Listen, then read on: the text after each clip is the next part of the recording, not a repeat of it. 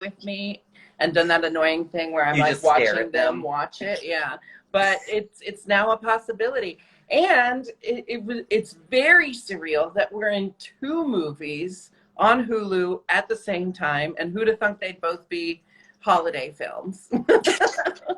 Yeah, no, Have y'all? it's been so cool, and it was such a surprise, because we ultimately pivoted so quickly. It was like July when we really were like, okay, there's no touring happening at the holiday season, so let's try to figure out how to do this. And we made it happen so fast. And what are you doing? I was trying. Yeah. Go on. Jinkx is reading the comments. No, I'm not. While I'm I was talking. trying to not. Anyway. So it was like, streaming platforms, it's like you have to figure out those deals like way in advance. So we were like, well, that's never going to happen. We're going to self-release. It'll be great. Hopefully people will rent it from us. And then literally Hulu just like called up and said, hey, we like it. Can we put it on our platform? And we were like, oh, sure. Of course. Dayla didn't tell me until the deal was done. Yeah. So Dayla was just like sitting on a secret the whole time. Well, I was like, I need the ink to be dry, because if I say this now and it somehow, crazy things happen, and Jinkx, she's very fragile. You don't want to jinx it. Exactly. Well, so there was kind of a phenomenon, and I don't think it was just because we were all like stuck at home having the worst Christmas ever, and we had this amazing ray of light that was the Jinkx and Dayla holiday special. It was such a great special that is like kind of enduring, and you can rewatch it every year on Hulu. How did that impact what y'all are doing this year with the live show? It's interesting because the film was a lot of things. We pulled aspects of our prior two touring shows. We pulled bits and pieces, we developed them, we made a lot of new material, we expanded on a lot of stuff. But what that meant was that when we started thinking about what are we doing this year, it was like baffling, because we worked so hard on kind of pouring everything we had into it. And there was a lot of back and forth about how to approach it. But I think that we ultimately came to the conclusion that the film's going to exist forever, and we hope that people love it enough to watch it year after year. So on the stage show, we want to give them something entirely new. We want to really coax people out to the live theater, because we are both such lovers of the live performance experience, that we want to give people something they can't get anywhere else. And a lot of people have said, oh, are you going to make a streaming show? Will you live stream this? And absolutely not, because we're so happy to be back in theaters, and we really hope that people will join us and see all the new surprises we have in store. Yeah. I mean, is there any city in America, like you're going to like the UK, Canada, all across America, are there any particular cities that feel especially holiday-y to you, that like match your holiday vibe? Well, I mean, for me, I've been doing holiday shows in Seattle since 2007, and that's how I've spent my Christmas Eve, is performing in Seattle all this time. So even though I don't live there anymore, it still feels like home. And so we always do Christmas Eve in Seattle, and there's something very special about that, because it's been my thing for so long. Jinkx gets to go to Portland. Yeah, well, we end the tour in Portland this year, which is my birthplace, and I live there once more.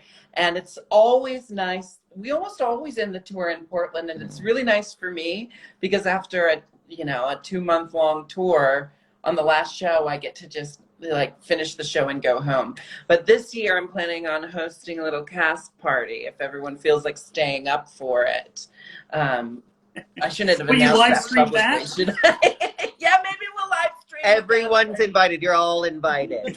Yeah, we can live stream that. I do have to point out that, like, we are talking about Christmas and holiday season in Halloween season. Yeah, I don't know, like, when do y'all start celebrating? Do y'all get to it as soon as possible? Do you observe Halloween? Do you go in order? How do y'all handle it?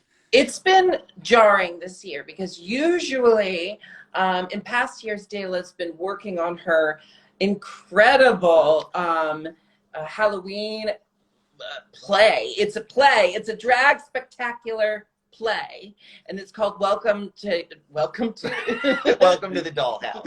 You probably seen it. It's called The Terror of Gaylord Manor. Am I getting it wrong? No, you're saying it right. It's Beware the Terror of Gaylord Manor. So normally she's working on that up until the end of October. And then that means that November begins and we like go into overdrive on Christmas. This year, because we had the time, we started really early and we've been working on the holiday season since the end of August. Like, to be fair, we usually come up with some ideas in the summertime. So we don't just like start in November. But it's been very jarring to like be on Instagram and everyone's posting about their Halloween plans. And I'm like, y'all, why are you talking about Halloween? It's Christmas time. But then I realized that that's not true. And we're just insane people. Well, have y'all ever felt the urge to do a Halloween spectacular together or like a little project or anything? Well, like I said, Dayla has a show, Beware the Terror of Gaylord Manor. It's absolutely incredible. It's, you know, one of the best live drag spectaculars I've ever seen. It's amazing, and it's a true homage to horror film and cinema. So, you know, she's already got that covered for herself. And my plan is just to like one day write myself into the show. Yeah, the first time, the way that I knew that we'd really succeeded with this show is that the first time Jinkx saw it, she was like angry. She was like very upset she wasn't in it. And that made me be like, okay, great, we got something here. No, there's no better compliment that a drag queen can give another drag queen better than just white hot rage and jealousy. Last year I had the honor of talking to y'all I wrote a big piece about why the queer community loves the holiday season so much. It seems kind of counterintuitive because, you know, family and queer people, like it's a lot of, you know, triggers and, you know, red flags and whatnot, but we still find so much joy and hope in it. I was wondering, like, why do we also love Halloween so much? Well, okay, so to comment on both things you said, I think the reason the queer community loves the holiday season so much is that it's the one time of year where straight people behave and live like how queer people live year round, you know, in the fabulous aesthetic, and there's tinsel and lights and sparkles on everything. So it's kind of like the whole world goes gay for a little bit. It's basically just pride in a different color scheme. Yeah. And the reason why I think Halloween is so popular amongst the queer community is it's the time of year where all the non-drag queens get to feel what it's like to be a drag queen the rest of the year. You know, including the visceral physical pain that one must endure to look gorgeous all the time.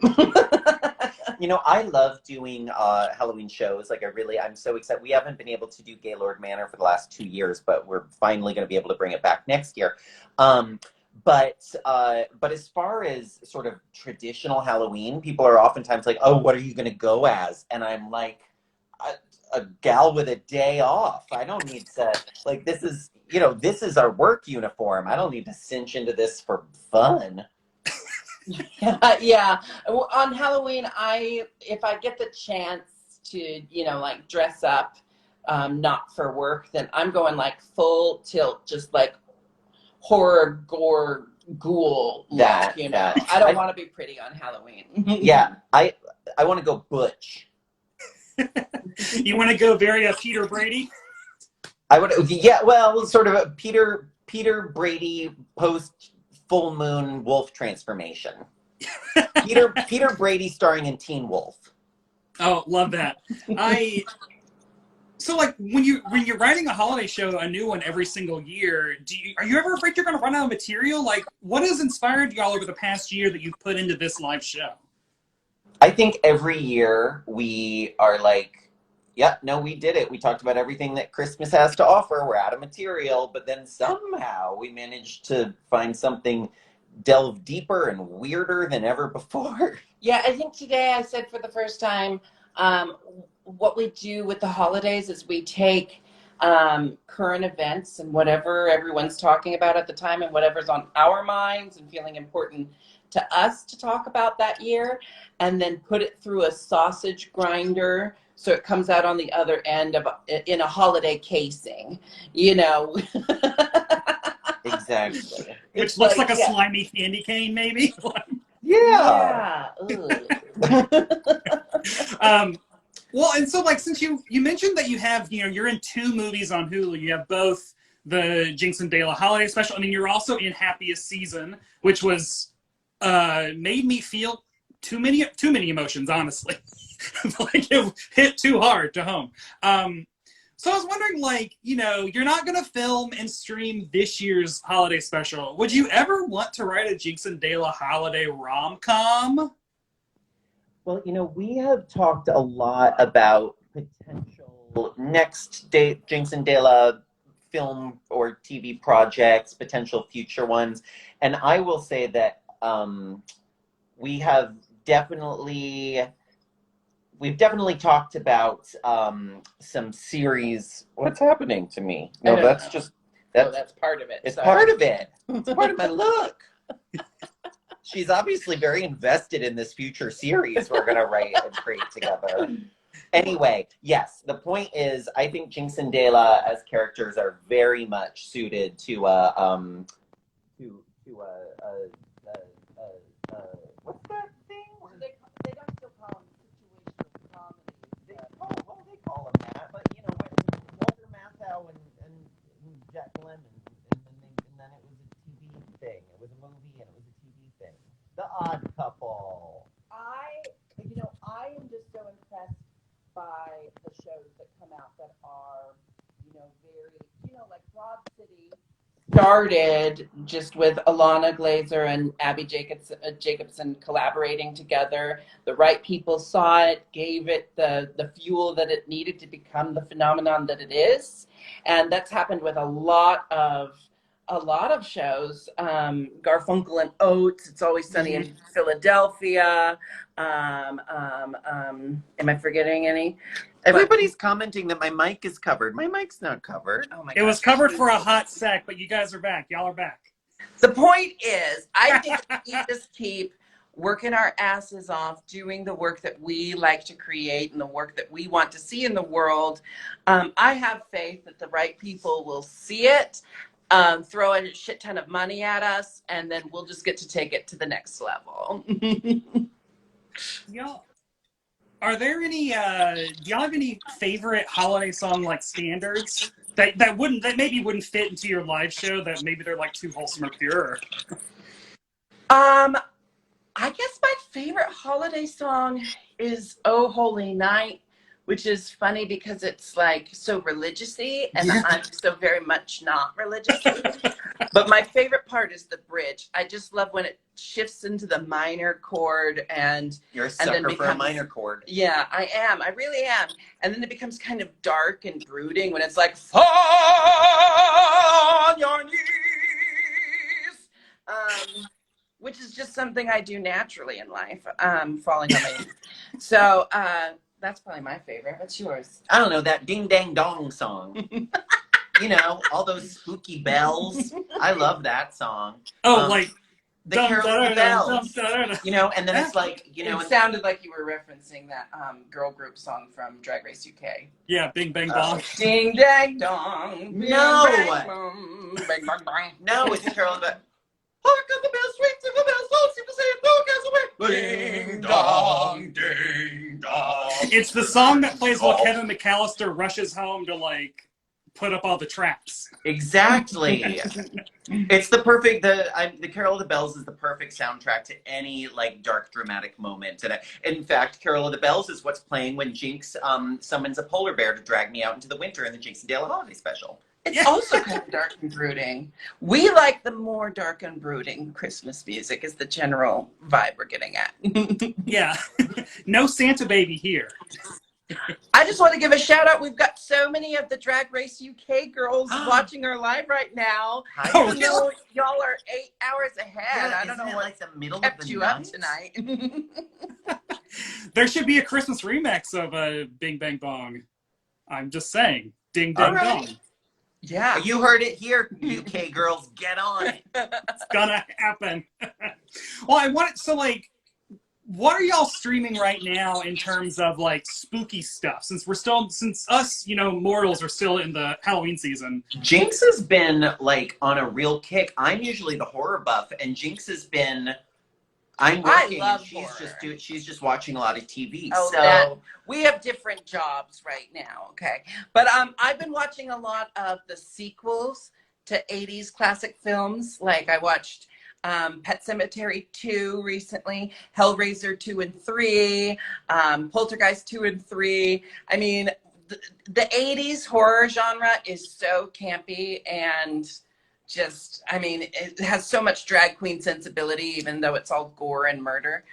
I recently, for the first time, saw The Howling 2, Your Sister is a Werewolf, which has nothing to do with The Howling. It is unrelated. It's and it is the most bonkers, bizarre thing you've ever seen. And there's like they go to like Transylvania, and there's like a bisexual lesbian werewolf orgy, and literally the whole movie starts like with that stock scene where there's like a funeral and a mysterious character watching a funeral in the distance, and the first line of The Howling 2, Your Sister is a Werewolf, is this guy approaches this woman at the funeral and says, your sister is a werewolf.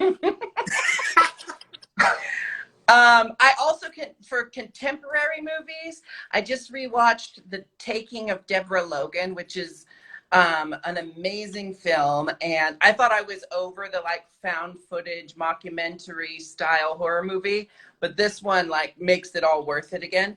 And then I just watched this one called Saint Maud, which I was not, it just randomly appeared to me in my queue and I loved it. Oh, and The Loved Ones, which I think is out of New Zealand.